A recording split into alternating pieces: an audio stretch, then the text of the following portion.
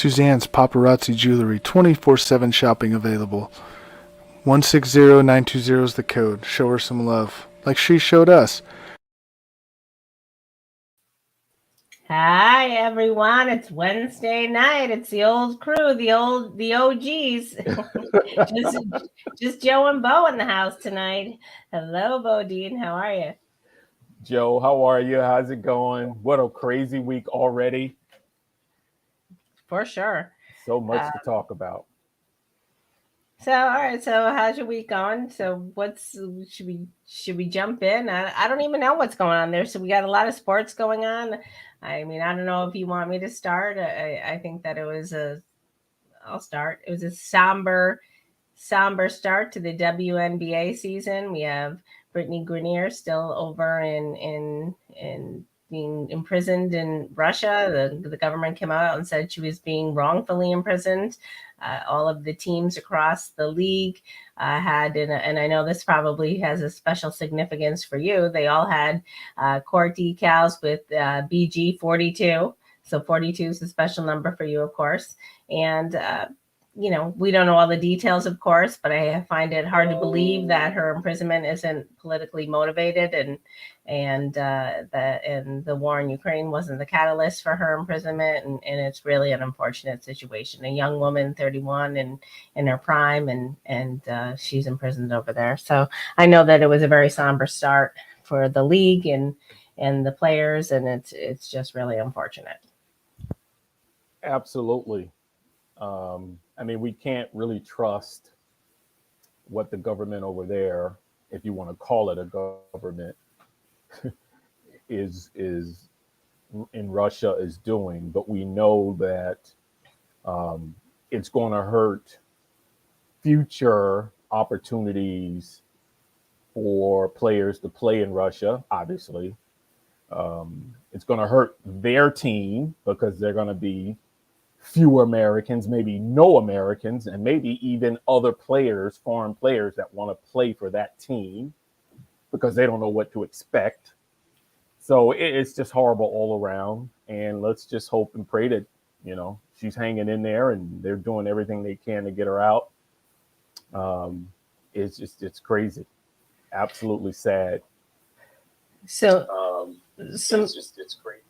Yeah, so many players came out and said, and I don't know if you had read this, but many players came out and said that it really could have been them, that so many of them, are playing Russia in the off season. And I think that brings up another subject. I mean, there was a great piece in the Washington Post about it, that these women, unfortunately, are forced to play in the off season because of the disparity in salaries.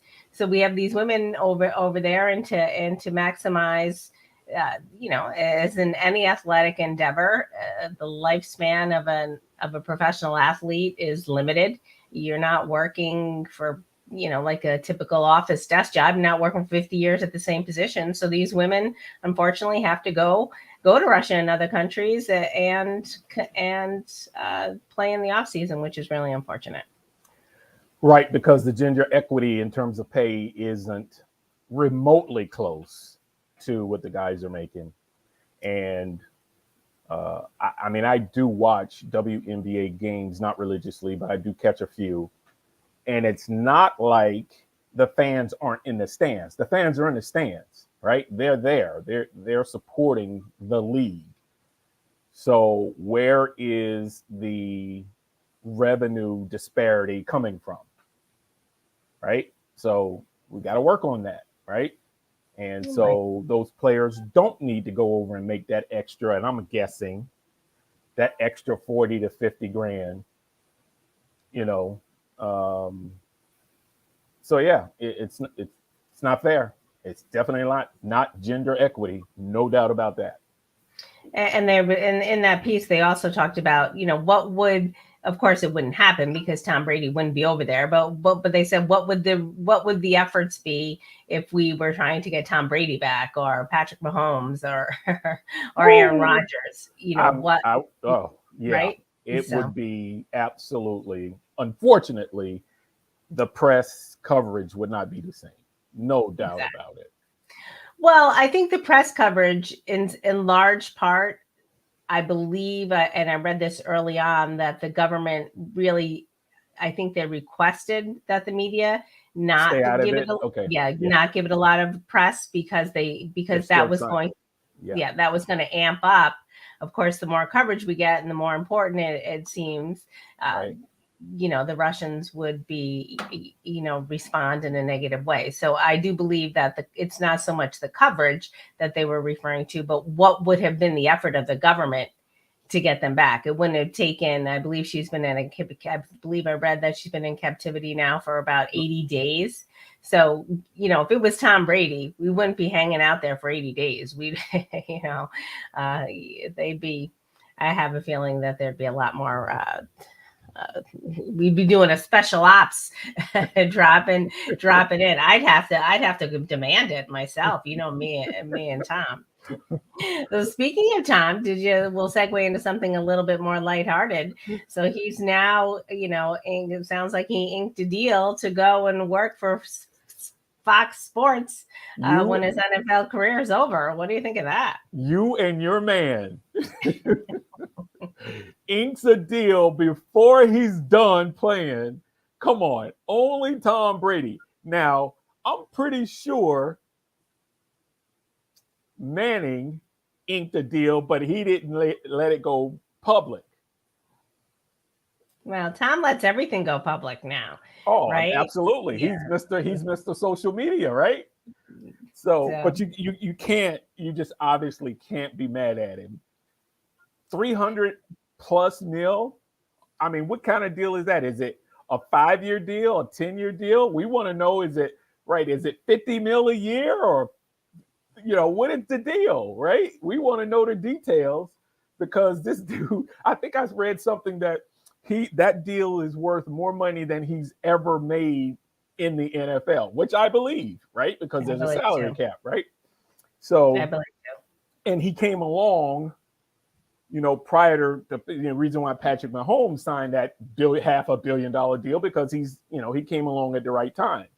But had Patrick Mahomes entered the league the same time, it's Peyton Manning, Eli Manning, and that crew, Patrick Mahomes wouldn't have signed that type of deal, right?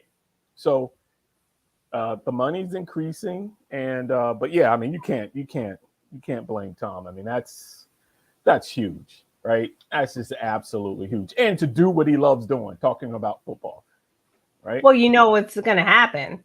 My prediction is, forget about Peyton and Eli. It's going to be Tom and Gronk. They're going to have their own little my God, two-man duo. No, Gronk will visit, but he won't be an analyst, because he's just a little too crazy. You still gotta be professional, right? He can visit every now and then, act up, kind of like a Charles Barkley, come in, act a fool, and then leave, entertain the audience. But no, he can't be there, that long. So, but yeah, I can envision players stopping by to visit the GOAT, right? Which generally doesn't happen. But listen, what do I like to do? What did I find very interesting this past season? The Peyton Manning and Eli show. I mean, there's no slight against the traditional play-by-play guys, right? But I just found their show to be incredible, insightful, funny. You can't get bored if you are a true football wonk.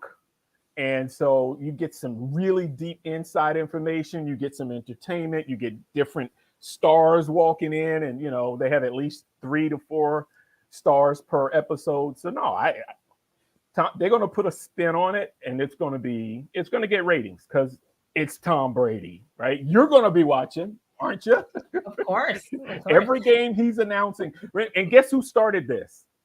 Tony Romo. Remember when Tony Romo first got, everybody went crazy with, lost their minds. He did an incredible job, and they're like, wow, this works, right? From a quarterback's perspective. I mean, there's been many former players that have been in the booth, but it's something about a quarterback, right? It's something about a quarterback that lights it up. So, yeah, As long as he's Well, not competing with the Mannings, I'm watching the Mannings if they're on at the same time, right? But that's never going to happen because the Mannings are on Monday nights or Thursday nights, one of the two. But they're in their partnership is with Disney and ESPN, so they're not going to be competing against Fox. So. Well. Keep in mind, we've talked about this in the past many times, and things happen for a reason. So I do believe the Bo and Joe show is really the stepping stone for the Joe and Tom show. So this may be wrapping up shortly. I'll give you Wednesday nights. Tom and I are probably going to be. What are we going to be on Sunday afternoons? Yeah. I'm getting my resume together now. He's going to need some help. Well, listen, you can count me out because I was a defensive back, strong safety, free safety. I don't like quarterbacks anyway, so count me out. All right. So we were talking earlier today, and I hadn't read this story until you told me about it, about the down in South Carolina, the shots that were fired outside the Little League game. I'd like to touch base on that. They said it's really running rampant. I don't know if they didn't hear the details, but there's Little League game. I mean, I watched the clips. The kids were very young, I'd say, very certainly in the very beginning. I forget when you start Little League. My sons did it, and I know you end up in sixth grade, so I think you start in kindergarten. These were certainly, I would say, first, second graders on the field, and shots rung out, and the kids were. I guess there was a fight outside, and they said dozens of shots rang out and hit the fence. Hear them. Yeah, and the kids were, they were told to drop, and they're crawling commando to the dugout. And they said there's really shots being fired are really it's really playing out in communities across the country. And this wasn't an inner city community. This was in a suburb, and it's unfortunate no matter where it happens, but how horrific for these kids. And I'm sure many of them, I would guess that many, and I've told the story here, but I don't know if I've told it on this show before about how when we were in the mall and shots were fired. Mm-hmm. But my kids didn't want to go back to the mall for a very, very long time, and I'm sure some of these kids may not return to the ball field, which is really a travesty. They're traumatized, right? It's a chance at least a few are, and this has got to stop, right? This has to stop. This is happening all over the country. I saw it last week. It was mentioned on TV on a sports network. This has to stop, and the adults have to take a look in the mirror and say, we've got to stop this. I mean, it's happening all over the place. I talked to someone in a different state who puts on a summer camp, and this director of the summer camp was telling me the horrific stories that she's seen, and it's 90% the parents, 90% the adults, and the kids are seeing this and watching this, and it's just ridiculous. It really is. I mean, I'll tell you a story. When my daughter was young, and I'm driving her to school, this guy literally cut us off, and it could have been, if I wasn't paying attention, it could have been a major accident. And I literally lost my mind, drove up next to him, and yelled at him. I didn't curse, but I yelled at him to let him know that, I'm about to get out of the car and jack him up. And it scared the living daylights out of my daughter. And I had to tell myself I can never do that again, because I was more concerned as we're finishing driving her to school, how upset she was, because she'd never seen me that upset. And I'm like, I can't do that. So when she got older and started playing volleyball, I made sure I wasn't one of those parents that lost his mind during a match, because number one, it would have embarrassed her because she was a teenager.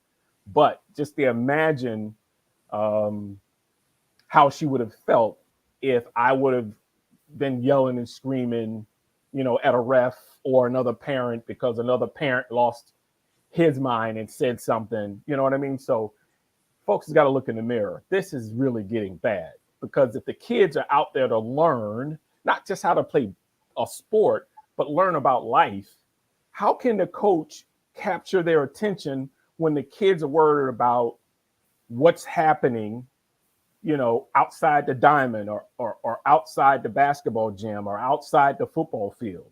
I mean, it's just crazy.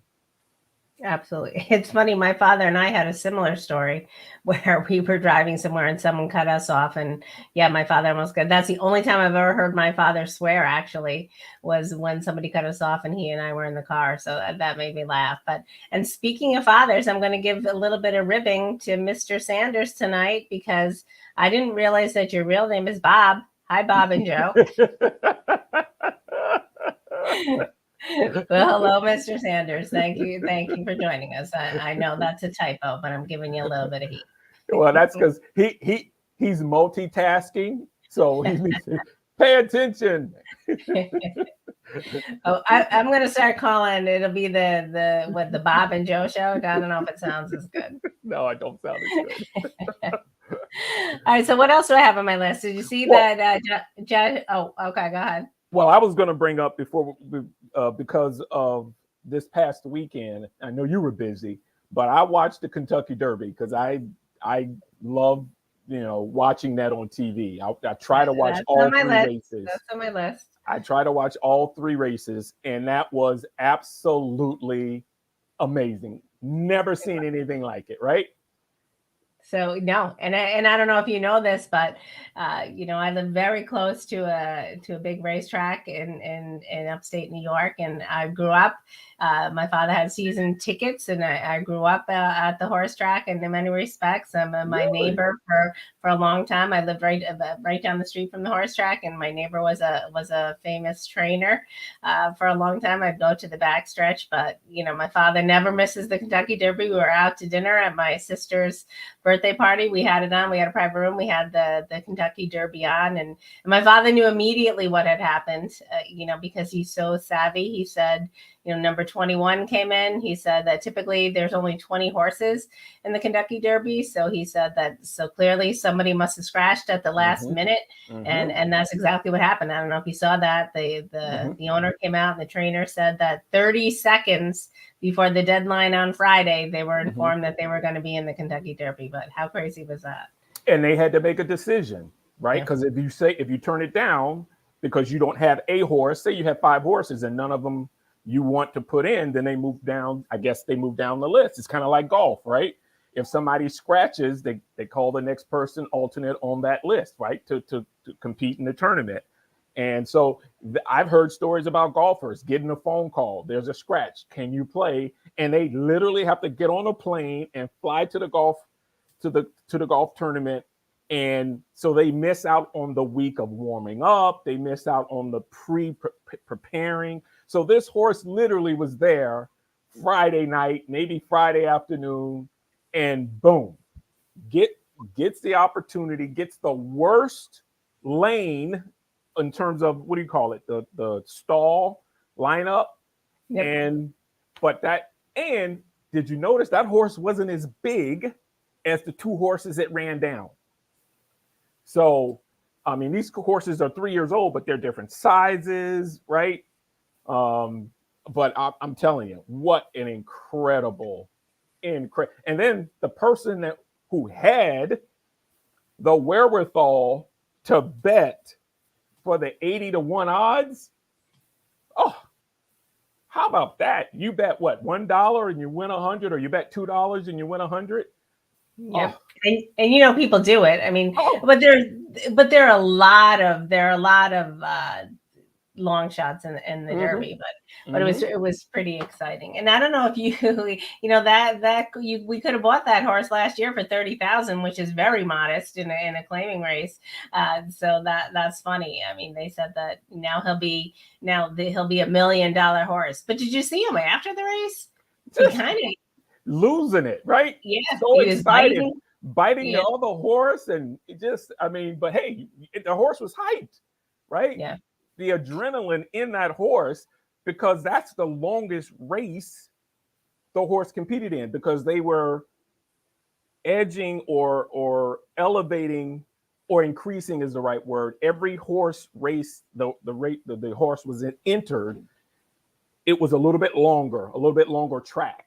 So this was the longest race that horse participated in, and it blew everybody away. I'm like, wow, what? And Well, then did you read about the jockey? no, I didn't read about the jockey at all. But He I think obviously raced maybe today or yesterday or maybe even Sunday in a different horse race and got suspended because he's so aggressive.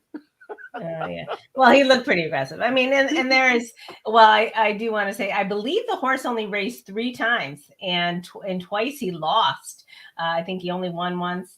But we do want to. I do want to say too, and and growing up around the track, I never really thought about it because I just never noticed, in all honesty. But I do recognize, and I think now that I'm older, and you see them really whipping the horses coming down the home stretch, it's really disconcerting, and in many respects, it's a tradition, and so I do recognize that part of it too. So it's a fine line for me. Yeah.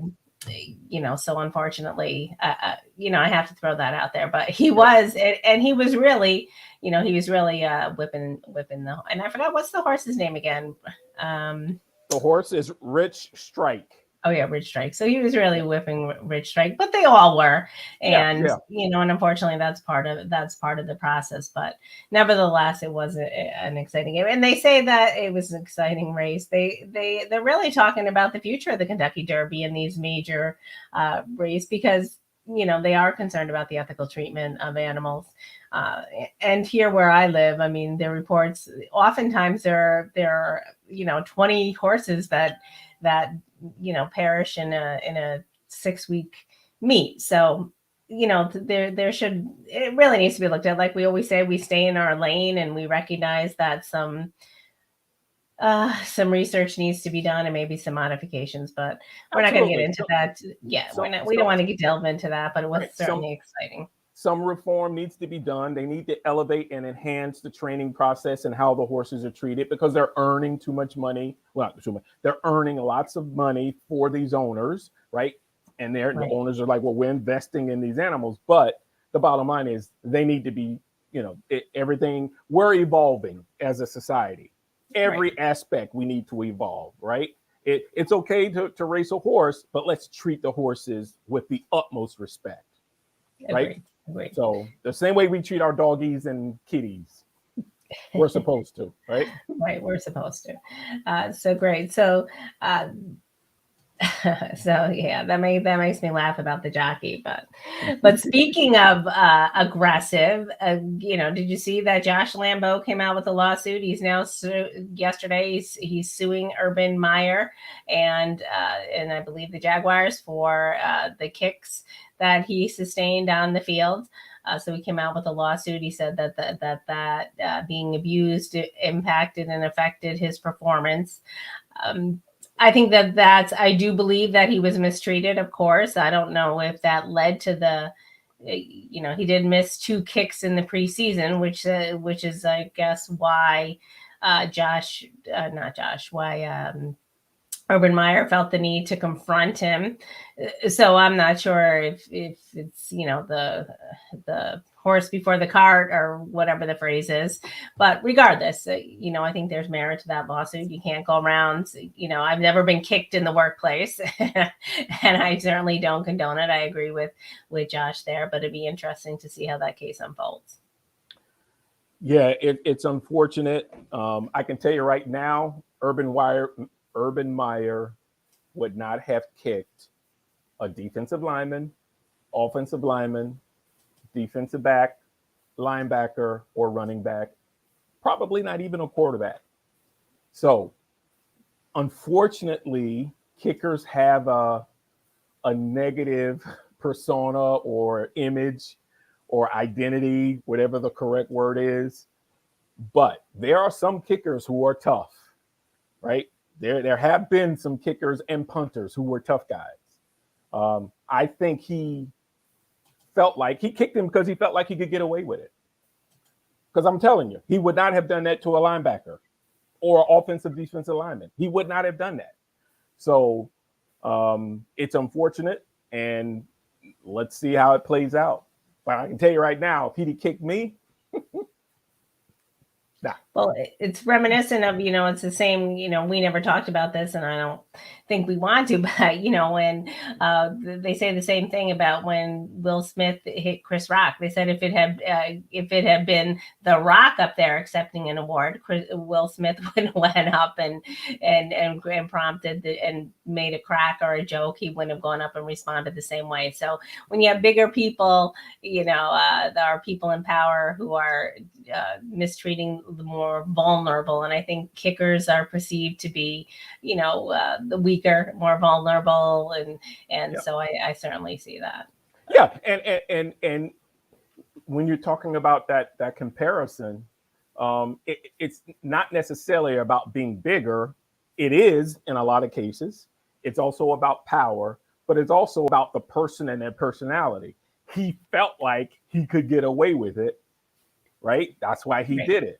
I'm pretty sure if someone, not The Rock, but someone else was up there who had a different persona about themselves, he probably wouldn't have done it. But, and again, I didn't want to go down that rabbit hole, like you said. I tried not to think about it. I tried not to talk about it. Only thing I've done is, and I think I said it to my dad, if he'd have slapped me, the show, they would have had to cut the show because it would have been crazy, right? And put it this way, I think Jamie Foxx is smaller in size. Chris Rock is a little taller, although thinner. I doubt very seriously, I doubt Will Smith would have walked up there and slapped Jamie Foxx. I doubt it. Agreed. And I think that, not that we can, since we delved into it, I'm going to say, I can't imagine having the restraint that Chris Rock had, and I do have to give him props for that. Oh, absolutely, he deserves regardless of what happened, he kept his composure, and even his demeanor. Like I'm not saying I certainly wouldn't have lashed out. I'm not one for violence or fighting, but I wouldn't have been able to withhold my tongue. But right. he kept it together, and so I do want to at least give him. He was very professional, professional, and that's going to care. That's going to carry him a long way because he was so professional. Absolutely.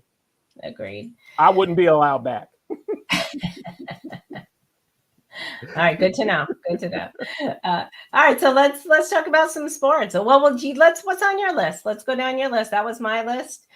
We shared some of the same things, but what do you have on your list that I didn't have on mine? Well, I we could touch base just real quickly on baseball. The New York teams are playing pretty well. I know. So that's pretty exciting. That is pretty exciting. Both teams playing well. So that Subway Series is going to be very interesting, right? And they may have had one, but I haven't noticed it. But if I notice they're going to play each other, I'm watching. Because like I tell you, I don't watch baseball until until the playoffs start. So it's too early for me to watch baseball. But if that happens soon, I'm watching. And so, and then I think we 2 no-hitters so far. Yes. So baseball is, with that strike, they're starting off pretty good. I don't like the fact that the one umpire threw a pitcher out and was feeling his hand like he was massaging his fingers to trying to see if he had some kind of substance. I'm like, dude, just look at his hand and keep it moving. Did you see that? He's literally massaging the pitcher's hand and staring at him like he's the Mona Lisa. I'm like, what is wrong with this ump? So that was a big controversy. It was really weird. So, but baseball's starting off pretty good after that strike. So let's give them some kudos. Next is the Subway Series is July 26th this year. Let me write that down. July 26th. Yeah. I'm going to be watching. All right, perfect. That's going to be huge. And they're going to advertise that. Whatever network has that game, they're going to be advertising it. So you definitely don't want to miss that. Well, depending NBA. on, I'd like to get to a game. I'd like to get to one of those games. I'll have to see what happens. That would be an interesting. Uh, yeah, it's probably I don't know. Probably easier to get it at the. Well, maybe not. And maybe at City Field, it might be easier to get tickets. I'm not sure. I'll have to look into it. Okay, good deal. NBA playoffs, NHL playoffs, right now happening. Sixers, got blown out. Got blown out last night. The Milwaukee series is a good series. I think that's tied. Didn't they? I think they're tied right now. I think 105 to 105. In terms of the score. Yeah. Yep. Oh, look at you. Celtics Bucks. I think is the fourth quarter. I think it's 31 seconds left. Actually, so they could go in overtime. Yeah, they're going at it. They're going at it. And then the game after that is the Golden State Warriors versus the Memphis Grizzlies. I think that might be over tonight, even though it's in Memphis. Because they're leading 3-1 in terms of the games series. So there's lots of good games happening in the playoffs. Hockey has some good games in the playoffs. Right. All right, the Celtics are up by 106-105. 107, 105, 24 seconds left. So we'll be able to report on that, the final score, or if it's given the play-by-play. So that's exciting. I'm like that with basketball. I don't watch basketball typically till the end. Right. There are just so many games when it comes down to the playoffs. I'm interested then, but basketball is one of those. It's really a big time investment to really dedicate yourself to the season. I mean, football is too, but I think at least football's. I know it's spread out through the week, but it seems as if you really can catch everything up on a Sunday, and I'm more invested in those players. Of course, I do like numerous football players and basketball players as well. And I do love baseball too. I do watch baseball throughout the course. It happens to be I do watch that throughout the year. So we'll see what happens. Basketball, baseball, and hockey, they play too many games in terms of comparing to football. So that's why it's just, you're right. You have to invest in all of those games if that's your favorite sport. With football, you can invest in more than one team because there's only a 17 game season plus playoffs. So, 50 games and more. You have to be a diehard. I've never followed a baseball, hockey, basketball team and watched every single game. I guess it's because it wasn't my sport, right? But that's a lot of games. Woo. It's a lot of games for sure. That's a lot of games. And COVID is back. I know. You've got guys. There's a game I think was canceled. Wasn't there a game canceled like in the past 24 hours? Which game? Which sport? In basketball? No, I think it was either in baseball or hockey. No, baseball. I think it was baseball because they didn't have enough players. They tested positive. If I'm not mistaken, it just happened. So you might be. I missed it. I'll look it up. And so yeah, we gotta be vigilant, people. Come on. The Guardians White Sox game postponed because of COVID. So this thing isn't completely going away. We got to be smart, right? The weather's getting better. Let's hang outside. Enough with the inside stuff and spreading the germs. Let's hang outside. You know what? I think the reality is that, the last couple of years we were hanging outside but of course we were probably still limiting our interactions, and we've lifted the masks. Fortunately we have so many people vaccinated, and I've known numerous people who have really gotten COVID over the last month or two, and they've all been mild cases. So fortunately and I think what's going to happen is it's just going to be considered very similar to the flu. It's flu season as well. So I think eventually, but it is funny. It just seems so much more contagious than the flu, right? So I don't ever remember ever having a game canceled or postponed because a whole team has the flu. Yeah.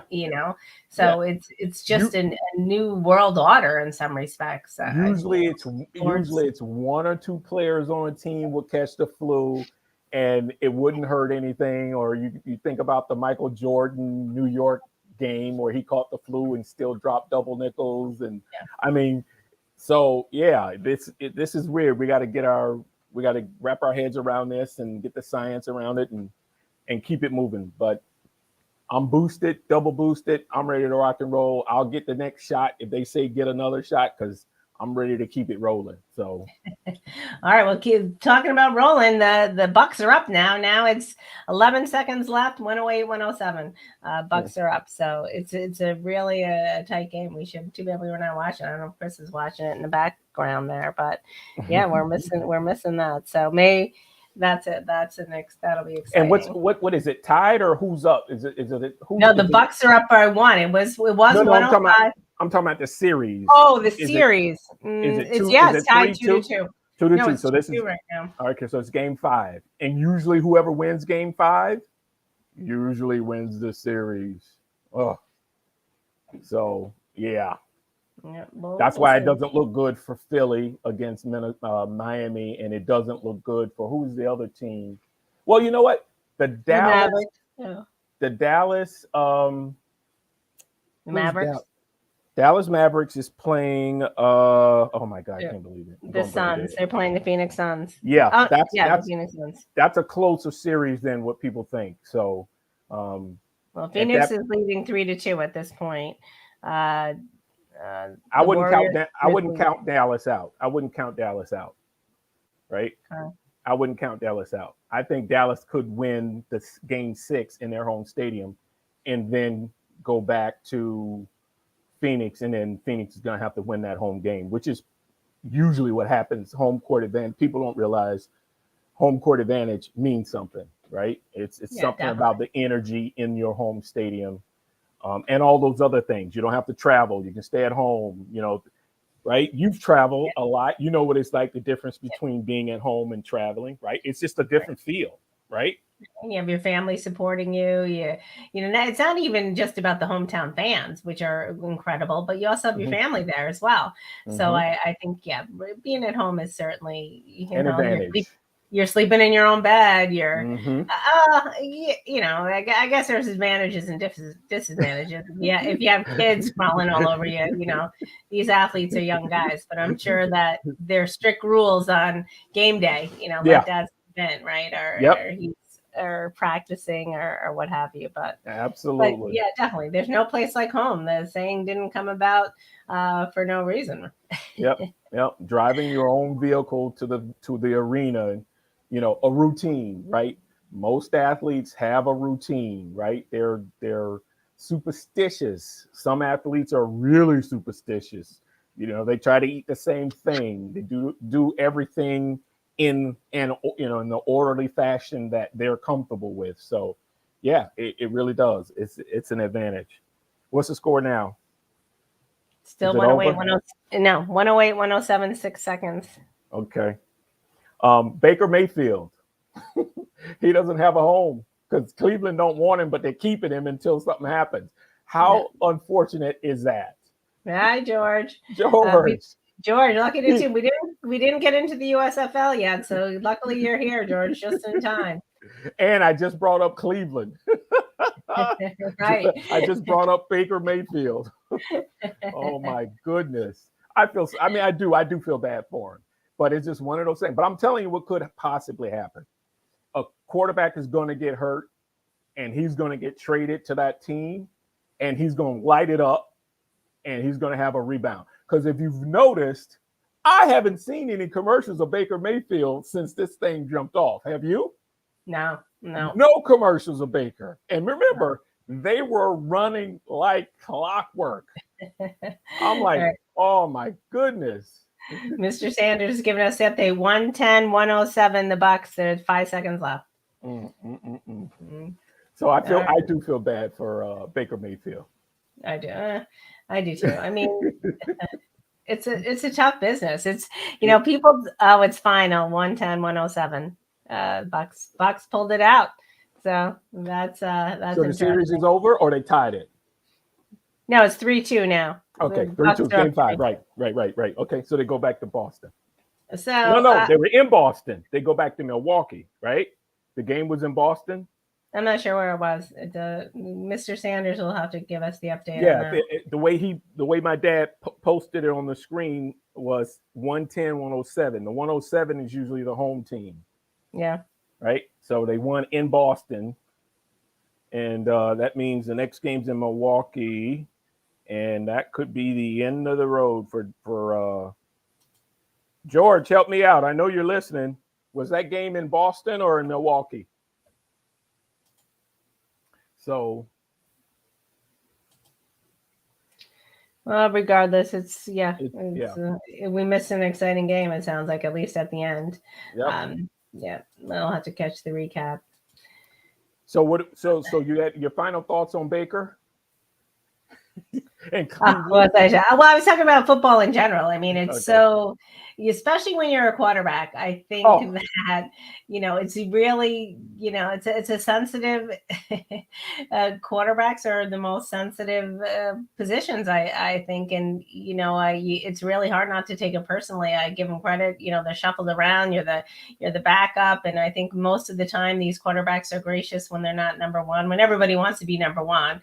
I mean, these quarterbacks who are in the second and third positions, and they're coming out of college being in the top spot. So I don't know. I do feel badly for all of them, and I do feel badly for Baker Mayfield for sure. But guess what? It's part of the tradition in football that the quarterback is the leader, even if he's not the leader, right? And they get paid as leaders. So you got to take the good with the bad. True. Period. Right? So only a few teams has a player on the team making more money than the quarterback. Only if maybe it's like maybe 2 or 3. It's not even a handful.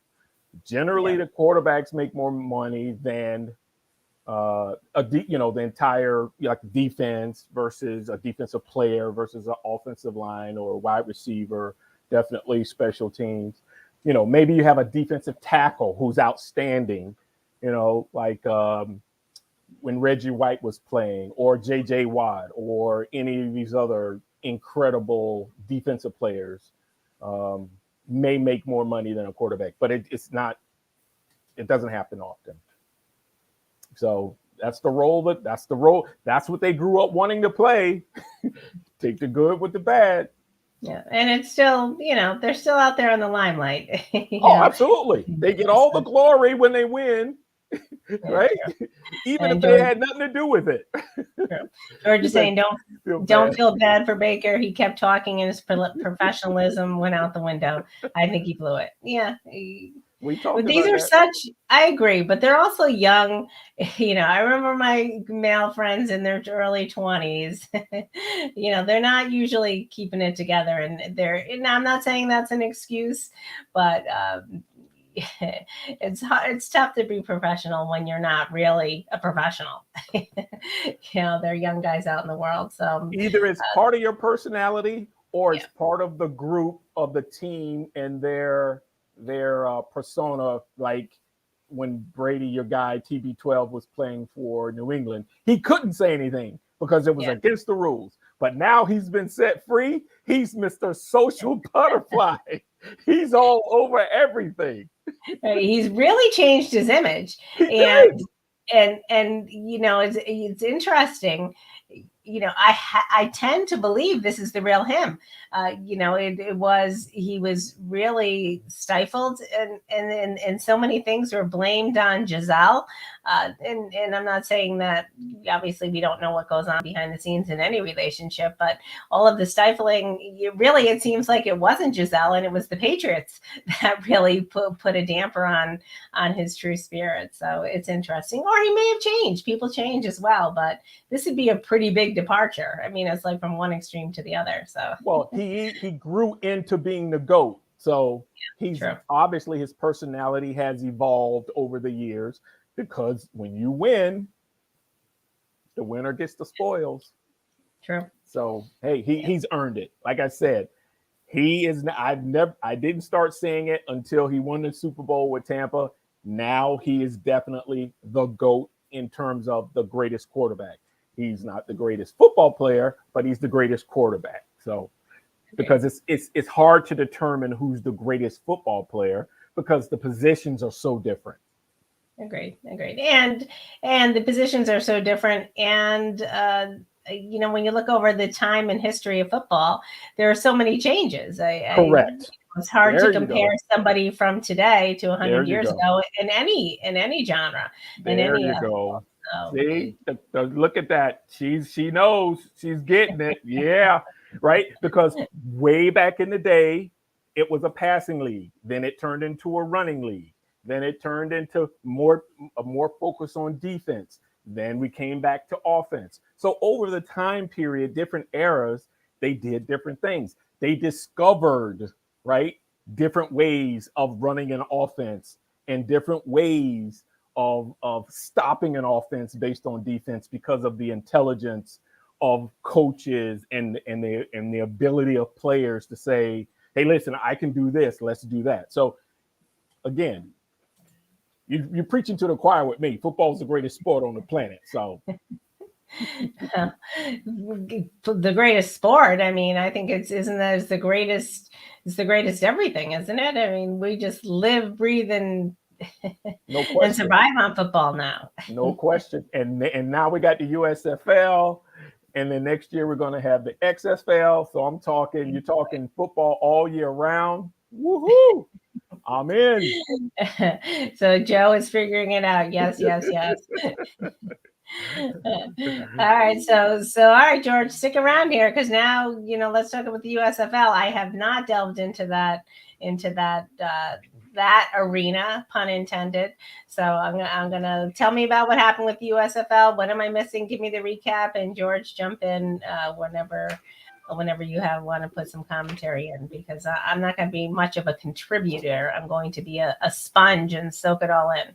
Well, if you had an opportunity to watch it these past 4 weeks, you would know, because everybody who's watched knows, that kickers in the USFL are terrible. There's only a small, and I mean small handful, not even a handful. I would say there are 3 kickers that are absolutely good and consistent.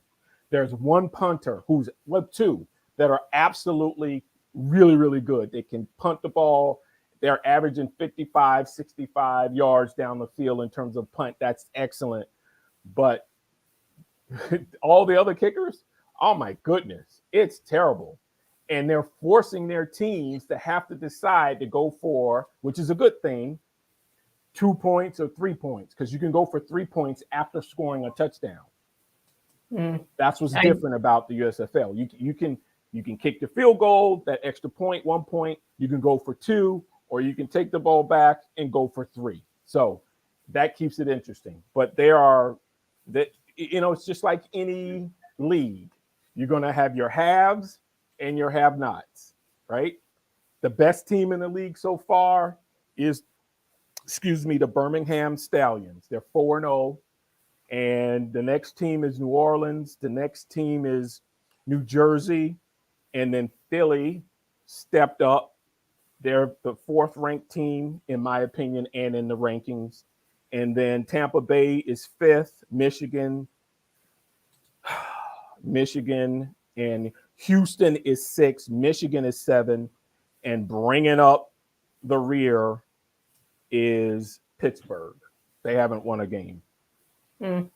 So George is saying Slotler is getting to the NFL level, over 400 yards, 29 for 32. That Rose kicker is 3 for 10, and I'm shocked he's still on the team. And 2 doink field goal attempts for game winners. Oh my God! I didn't see any of the games, but I did see some of the highlights. I saw this heartbreaking kick, right? When I don't know what game it was, but just went out, and so I did see that. Oh, that it must Game-winning. be George. The Yep. Michigan loss is a heartbreaker. Yep. I did Yep. see that highlight. Game-winning opportunity. Doink.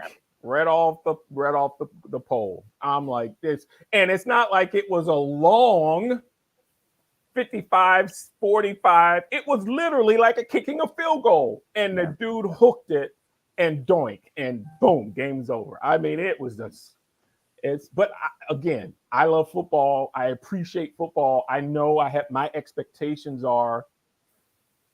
I'm not comparing these guys to the NFL guys, right? And to the NFL game.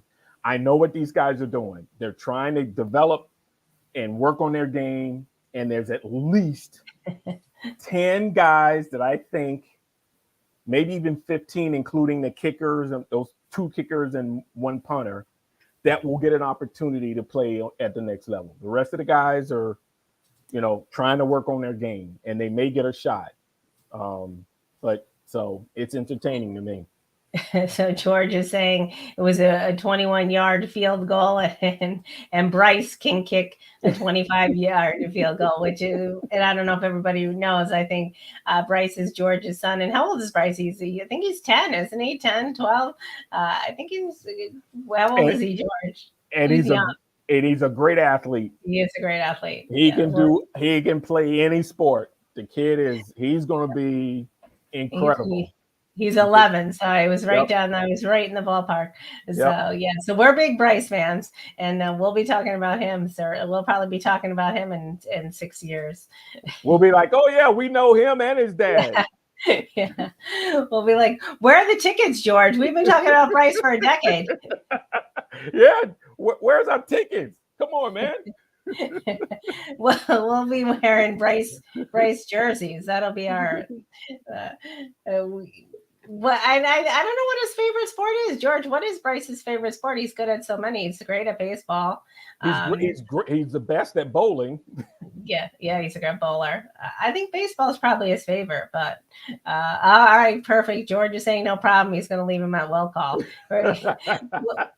Bowling is his best sport. All right, that's interesting. Yeah, he's a superstar, no doubt. So he's got a bright future ahead of him. Yeah, future for sure. And listen, this means something.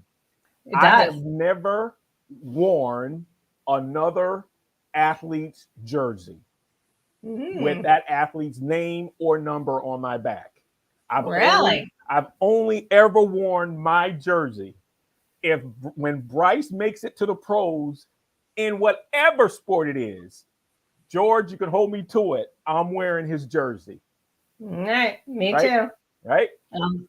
I don't know if I've ever worn a jersey, but he just bowled a 269 last Thursday. I mean, that's really impressive for an 11-year-old. And I actually have a cousin, my cousin's son, he's actually in college and on the team, and he's a pretty phenomenal bowler too.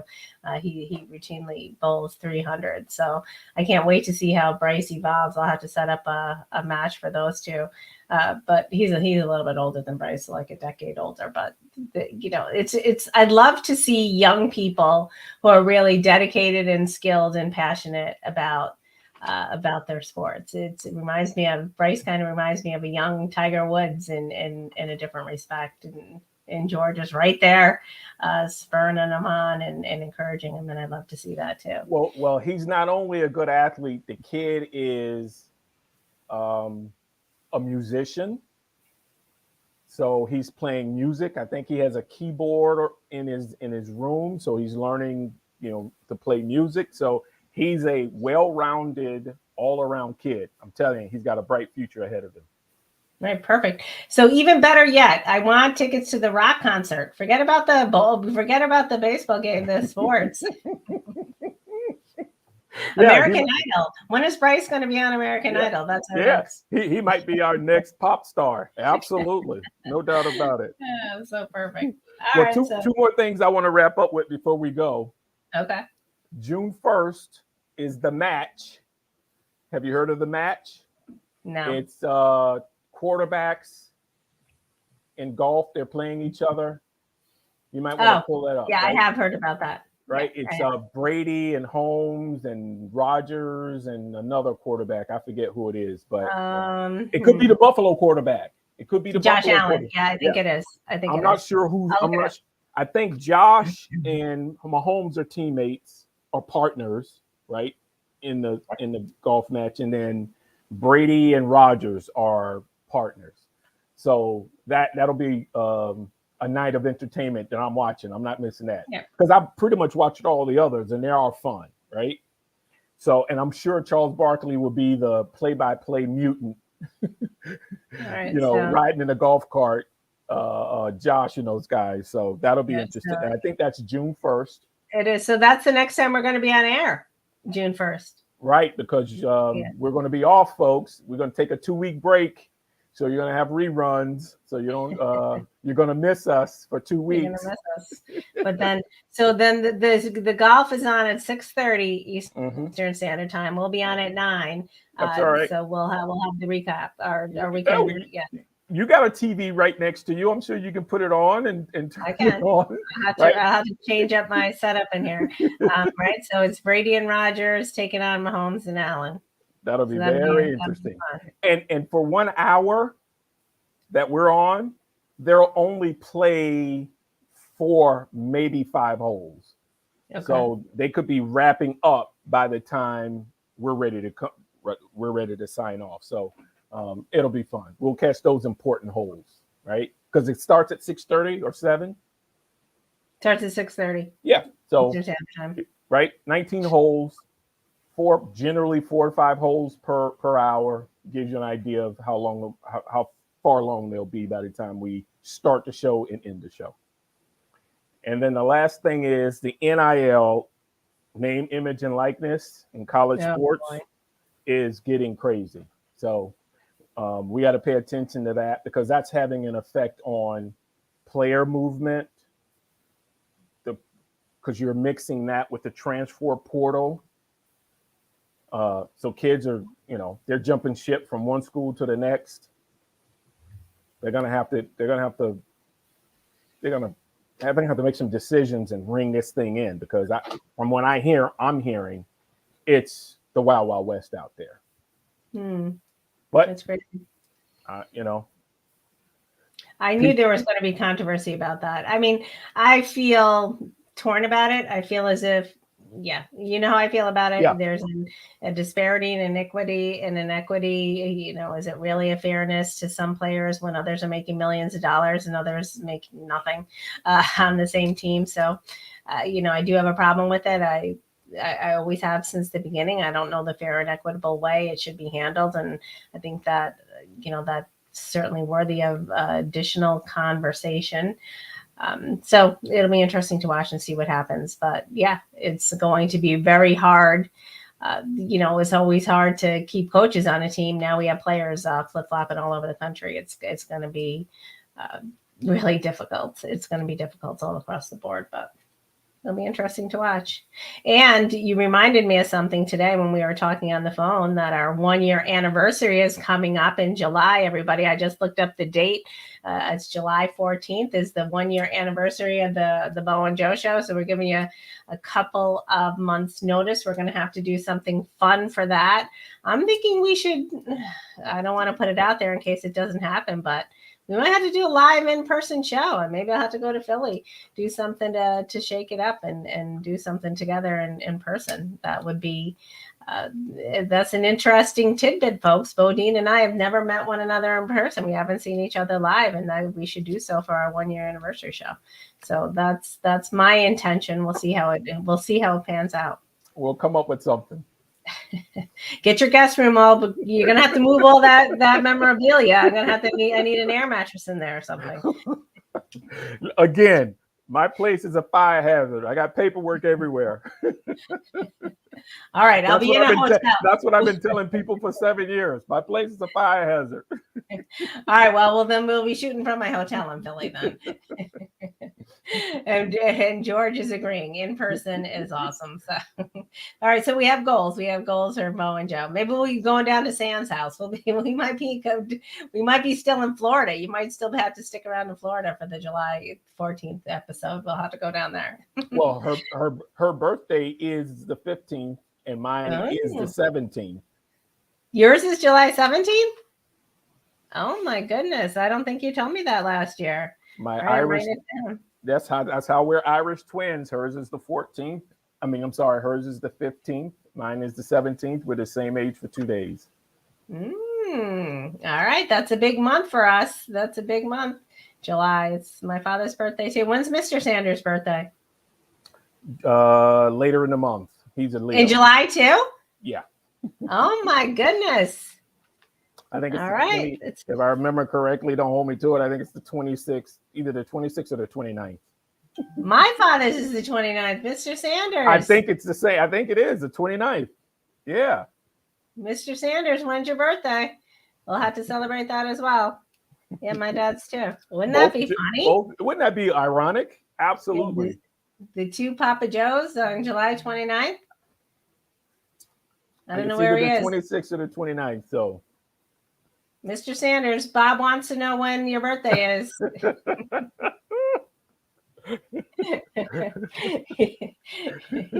he's trying to tell me we must have lost Mr. Sanders. I don't know. He hasn't commented in a little bit. All right, so ain't no telling what he's doing. Oh, the 29th. Oh my gosh, that is so funny. My I father's told birthday you. and your father's birthday, July 29th, both named Joe. All right, both named Joseph. Very interesting. All right, so this is meant to be. This partnership was meant to be for sure. What year was your father born? Oh, now you're asking deep. I have no idea. No idea. He's 82. He'll be 83 in July. All right, what year, Mr. Sanders? We're putting you on the spot. I can't close it out. It's either 1939 or 1940. Yeah, I'm waiting for the typing. You got me. I have no idea. And he probably told me, and I totally forgot. All right, well, we'll have to wait. So, all right, well, I'm going to wait for that response, Mr. Sanders. We're not closing the show till I get that answer. Well, Lisa, let me do the math. You got a calculator? Well, I know if he's going to be 82, it's 83. It's going to be 83. Mm-hmm. Then it's 1939. There you go. So guess when my father was born? 1939. Get out of here. That's what I'm waiting to see if Mr. Sanders is going to confirm. Is July 29, 1939. Then my father's of the same exact age. 39. Would be absolutely crazy. It is. My father was born July 29, 1939. I'm never going to get him to shut up when I call him tonight. Oh my goodness. Mr. Sanders, it's like you're my second father. I'm gonna have to start calling you. What do you call your father? Pop, Dad? I call him everything, depending on how the conversation is going. Dude, what are you doing? Stop eating while we're on the phone. You're smacking in my ear. All right, so we learned a lot tonight. I'm so excited. So July is a big month for us all around the board. We're in, and actually, I don't want to say that on air, but George is saying just don't call him late for dinner for sure. All right, so I'm so excited. I'm not even sleepy anymore, and it's 10 o'clock. All right, so we will see you all in Mr. Sanders said, okay, daughter. See, I'm in, San. We're definitely sisters now. All right, so great. So we will see you all in 2 weeks on June 1st. We're looking forward to it. I'm going to come back with the tan. I'm going someplace tropical. I'm going to a destination wedding, so it should be fun. So we'll see what happens, and hopefully I'll have some fun stories to tell. Bodine, what are you going to be doing for 2 weeks? Oh, I got lots of work to do. I've got some speaking engagements. I've got, it's summer camp season, so I've got lots of work and preparation to do. And so I just want to shout out to Cheney. I haven't shouted out Cheney in a while. There we go. And but yeah, I've got lots to do. Lots to do. All right, next, I and will in be 2 busy. weeks, we're going to talk about when our mothers' birthdays are. Can you imagine if our mothers are born on the same day too? That would be crazy. Whew. All right, so good night, everybody. George, thanks for tuning in and helping us out. Good Yeah, luck to Bryce. G3. Yeah, good luck to Bryce and Mr. Good luck to Bryce in these next 2 weeks. We'll have to hear his exploits. Mr. Sanders, of course, thanks for tuning in. I don't know where our man Justin is, and of course, a lot of people are probably out watching the game, so they'll catch us on the recap. And thank you, of course, Chris P. Bacon behind the scenes. I think Chris was probably born in July 29th, 1940. He's just a little younger than Mr. Sanders and my father. So good night all. And we'll see you in 2 weeks. Have fun. Deuces.